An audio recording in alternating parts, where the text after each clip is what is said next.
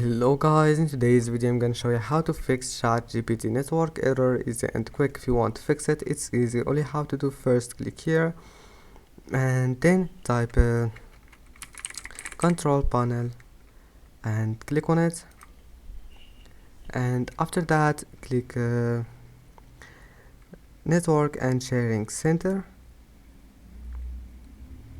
and then you will find here your access type, internet connections. You will find here Wi-Fi or internet, it doesn't matter. Just go to change adapters and then click on it, internet or Wi-Fi. Just right click on it and then click disable, and then just wait a few seconds and right click on it again, enable it.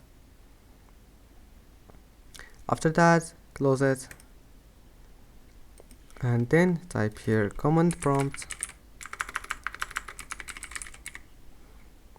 right click, run as administrator, type here ipconfig